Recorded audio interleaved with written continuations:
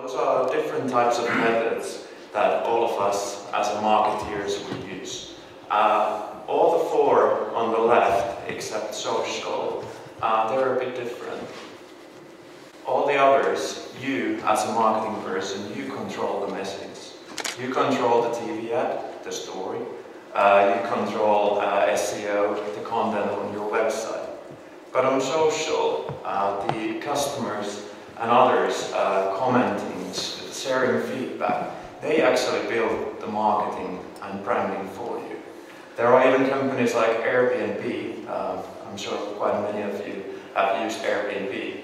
Airbnb is all about customer-created marketing.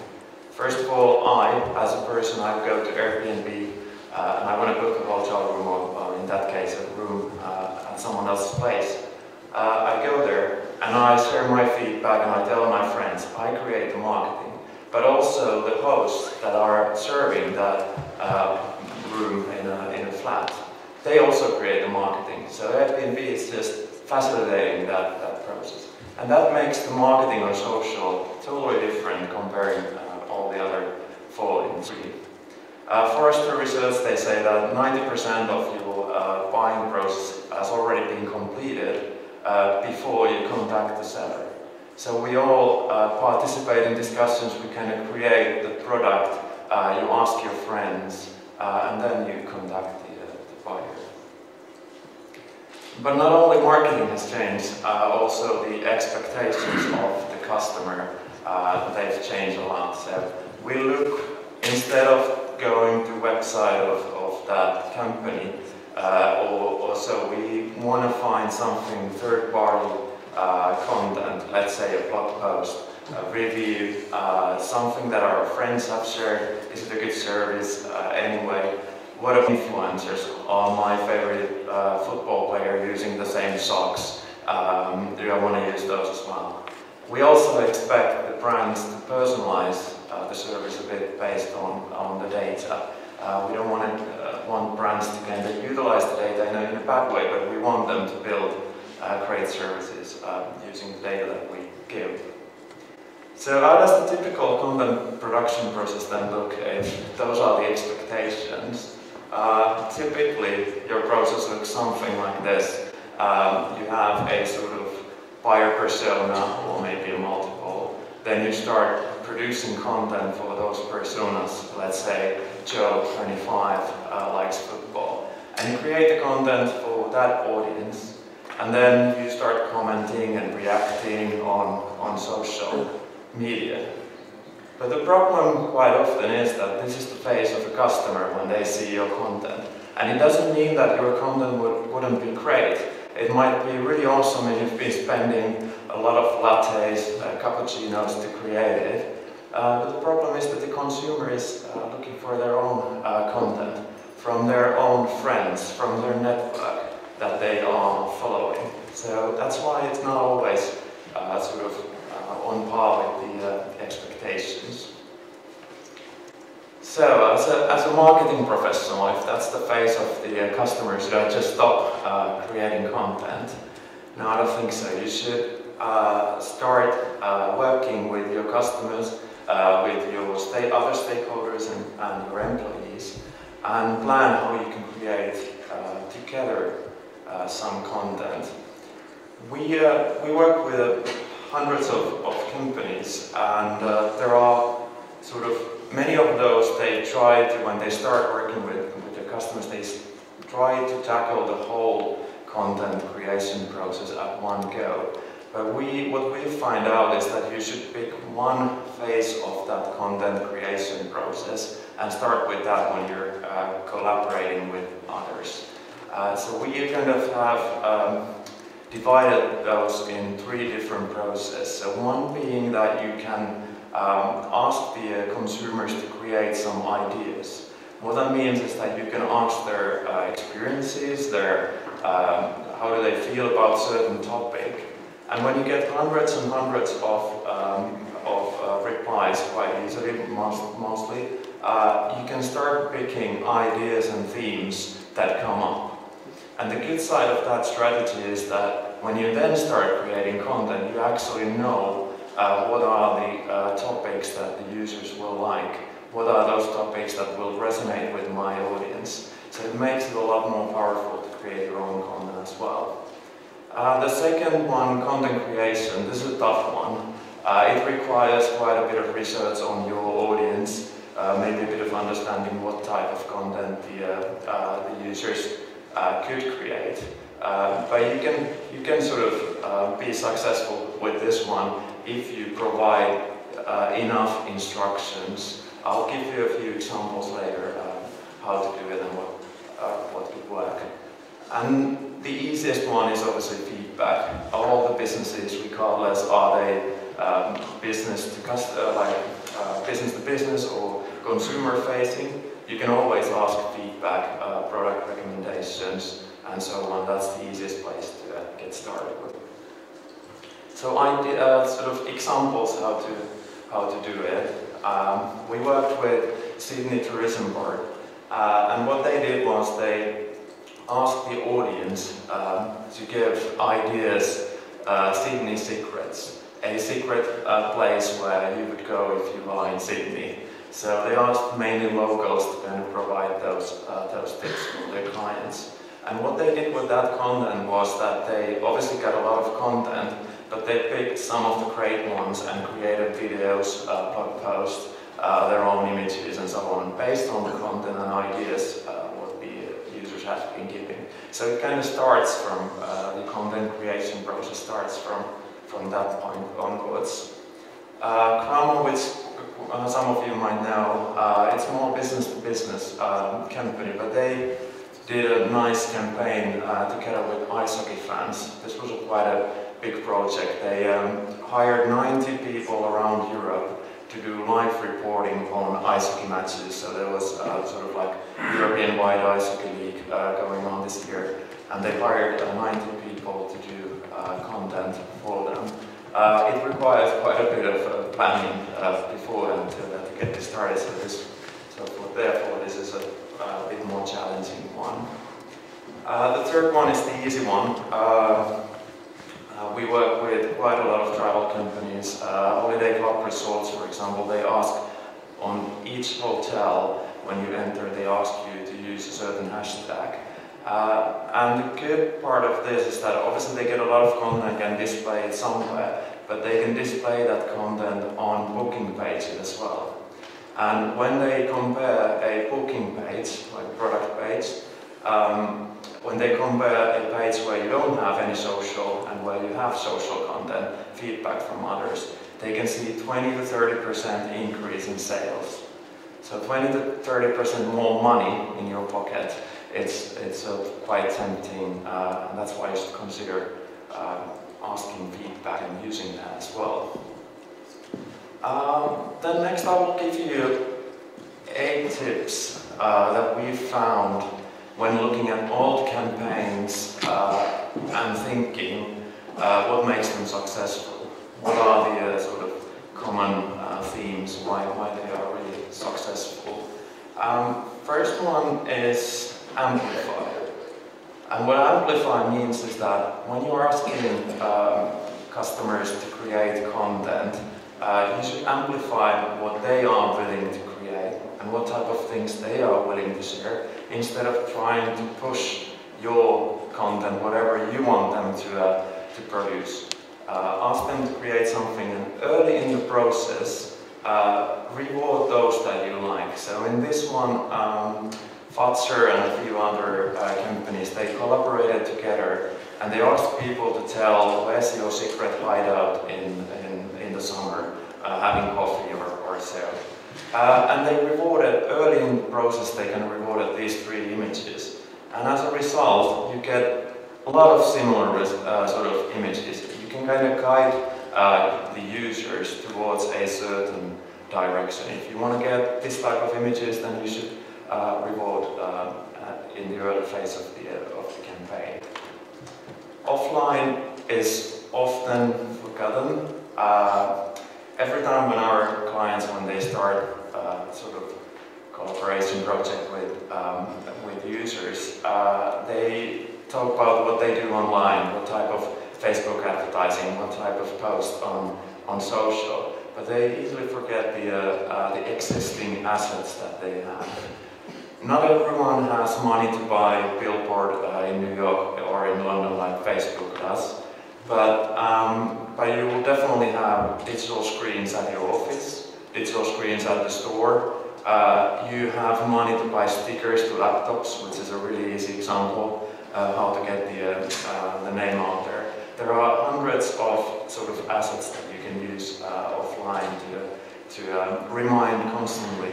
When I was staying night here in Tallinn, in my hotel, straight when you go to elevator, there's a text saying that please share your experience with a certain hashtag. So everywhere you can sort of find places where you can remind the customer to share that experience. Another one is continuity. We work with Initiative in London, and they have a concept called InWeek. And what it means is that every week one employee is responsible for sharing their weekly activities. So one day they might be meeting a client, one day they might be creating content for the campaign, or having beer after work, and they share that. And it's a great way to kind of circle it inside the office. One person is for 1 week, that person is responsible. It's also a great way to onboard people. So when you have new employees, they need to, like second or third week, they don't need to tell what they're doing, which is exciting, I guess. Another one is Clear Call to Action. This company, they do pastries. It's called Trondheim. They have a certain type of pastry. I don't know if it's known here in Tallinn, but what they did was that they created instructions for customers that, hey, please create a new type of pastry. They created videos and PDFs how you can do it, and then as a result, they got obviously a lot of content. Quite often when we work with clients, they give two-way idea, like if this company would have said that just create any pastry you like, then the results would have been like, yeah, anything. I don't want to tell examples what they could have been, but they really put some effort before the campaign to get these better results from their customers and more reach on social. Stakeholders, all the companies, business to business, consumer facing, everyone. We have stakeholders that participate in the service and product creation process. Always when I meet clients, they say that, well, we don't have any consumers to create, we're not an ice cream company, how can we do it? But for example, TaylorMade Golf, which is a golf brand, they use the players that they sponsor. They're lucky that they sort of, although consumers are not sharing that much on social about golfing or the equipment itself, but at least they work with the players that they sponsor and they can use that content on the site. So every one of you, I challenge you to think that who are the stakeholders that participate in the sort of service creation process and use those. If you can find a higher purpose for your campaign, so if you can touch on, let's say, environmental issues or human rights or anything big, not in a sort of lame way, but if you can touch a bit of higher purpose instead of just talking about your brand, it's a great one. This company, it's obviously a charity, but they asked people to kind of send images and content around women who inspire them. It's a sort of charity for helping women in Africa to get better living conditions and so on. Analytics is super important. It's not about so much about how many people visit and so on, but it's important that you're awake in real time. Someone has said that the life of a post on Twitter is about 6 to 7 minutes or so. So you need to be quite fast reacting when something popular goes live. We've had some clients who've missed the opportunity of a rock star posting in their campaign. They just didn't notice it, and then it took 2 days after, it was kind of too late to react to that. So you need to be there constantly watching from analytics that what's happening in your campaign and finding those people that are really engaging. Obviously you need to identify the ones that are really influential to your campaign. That increases the reach when you find those people and start the messaging with them. You can use some of the tools to kind of understand who are the ones that are really influencer out there. When at the moment you are gathering data about your customers, you are most likely going to be on that white side of it.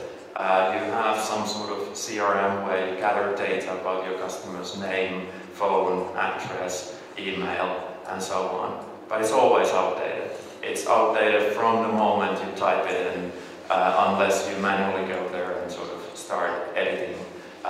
It's always outdated. Whereas social is constantly updating. You know about the person, you know more than just the fact that they are using your services. You know a lot about what they do outside your services. Who are they interacting with? What other brands they like? What type of topics they're interested in. So I kind of leave you with that and hope by 2020 you will find the social power in your CRM. Thank you, and I'll take questions a bit later on.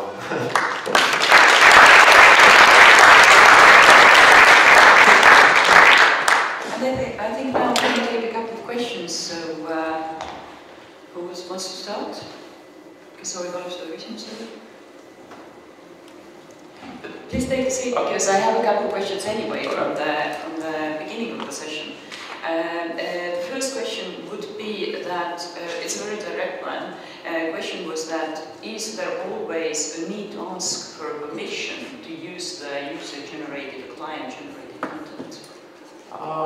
Not always, but it's usually recommended. I mean, from legal point of view, you can obviously use all the social content added to your website, all the rights of Instagram, Twitter, Facebook. If the content is public, you can add it to the website.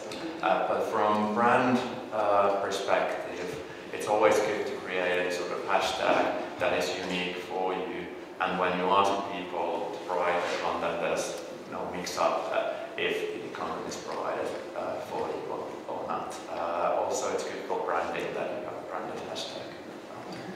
Okay. And the other question was that, I'm trying to put it in the right way, how to recycle good content? Recycling good content in user-generated way probably is when you reward the users and when you use that content, for example, to create a video or another piece of content. So quite often with our clients, when they ask people to send images or even videos, they kind of create a mashup out of that and create a video to share. Okay. Any other questions from the audience? Thank you. It was a really good presentation, by the way. Hopefully I can borrow it.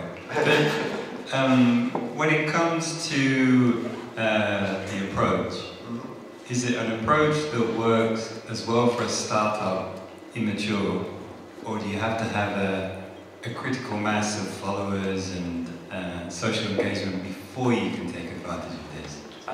It actually starts or works for startups or smaller companies as well. So smallest companies that we work with are like 2 man guitar shops or so. It only requires some sort of passionate group out there that is interested in your topic and the idea that you want to start pushing forward. Thank you. And one more question I think many of you asked was that how to influence the client or customer to share the information about you.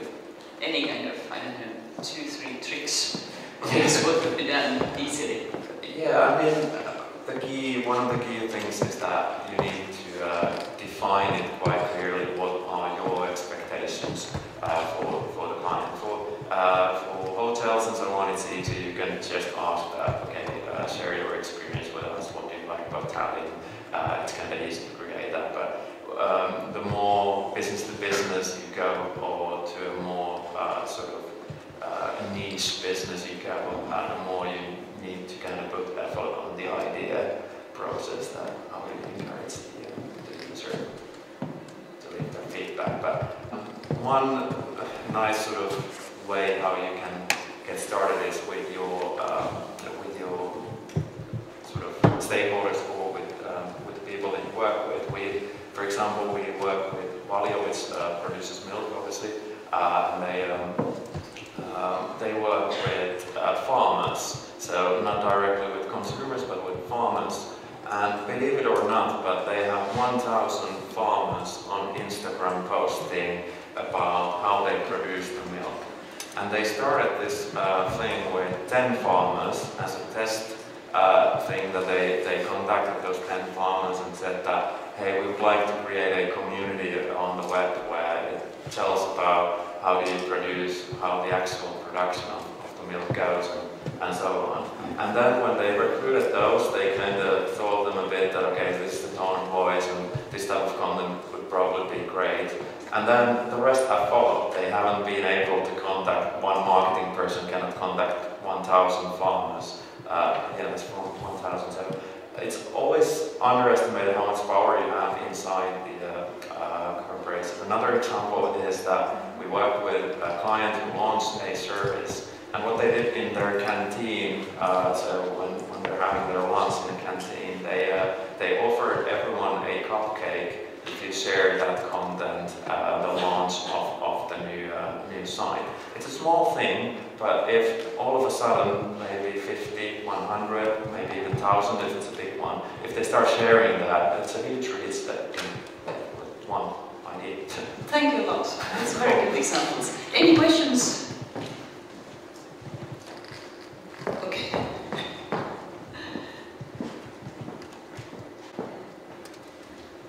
Thank you. How do you calculate your sales results? Everything is nice when you have good content and a lot of posts. Yeah, how do you kind of measure the results? The results are different, obviously, depending on the company and the case.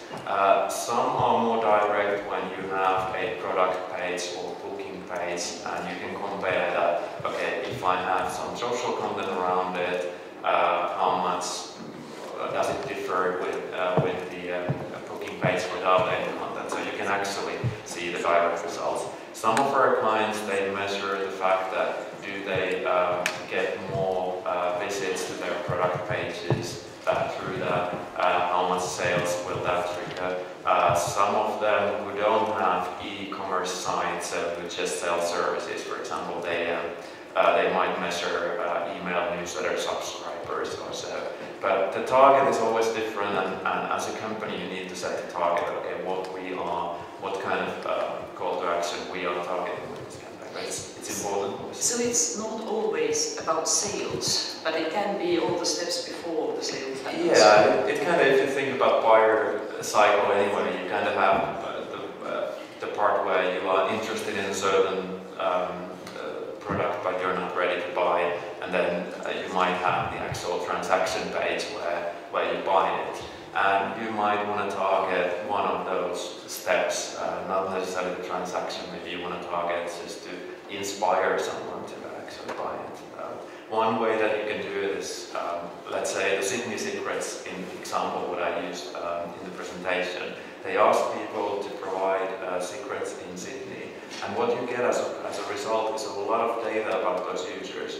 Who posted, who participated, who shared their Sydney secret. And you can use that data later, let's say 6 months later or 12 months later, on Facebook saying that, hey, now we have a really good price for Sydney flights. So you can also use that later, starting with the inspiration and then use social advertising. Thank you. No nii, aga kui rohkem küsimusi ei ole, if there are not any questions, then big applause and thank you.